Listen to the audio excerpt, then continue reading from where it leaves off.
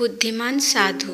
एक बड़ा सा राजमहल था जिसके द्वार पर एक साधु आया और वो साधु द्वारपाल से आकर कहने लगा कि अंदर जाके राजा से कहो कि उनका भाई उनसे मिलने आया है।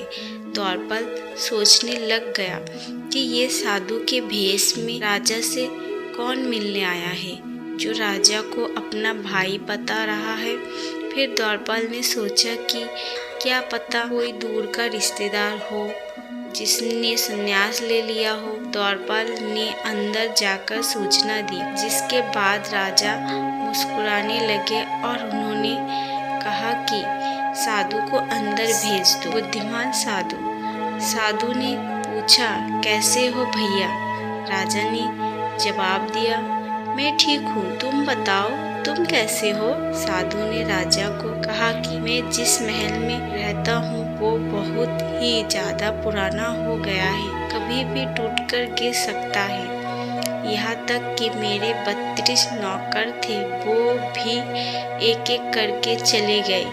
ये सब सुनकर राजा ने साधु को 10 सोने के सिक्के देने का आदेश दिया, पर साधु ने कहा 10 सोने के सिक्के तो कम है। ये सुनकर राजा ने कहा कि अभी तो इतना ही है, तुम इससे काम चलाओ। इसके बाद साधु भाव से चला गया। साधु को देखकर मंत्रियों के मन में भी कोई सवाल उठ रहे थे। उन्होंने राजा से कहा कि जितना हमें पता है आपका तो कोई भाई नहीं है, तो आपने उसे साधु को इतना बड़ा इनाम क्यों दिया?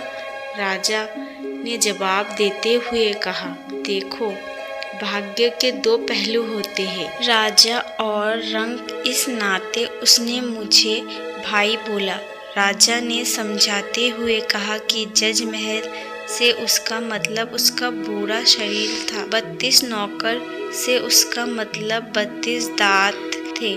संदर्भ के बहाने उसने मुझे उलझाना दिया कि राजमहल में उसके पैर रखते ही मेरे राजकोष सूख गया, क्योंकि मैं मात्र उसे 10 सोने के सिक्के दे रहा था, जबकि मेरी हैसियत उसे सोने से तोल देने की है। इसलिए राजा ने ऐलान किया कि मैं उसे अपना सलाहकार नियुक्त करूँगा। शिक्षा: किसी व्यक्ति के बाहरी रंग रूप से उसकी बुद्धिमत्ता का अंदाजा नहीं लगाया जा सकता है। Please like and subscribe.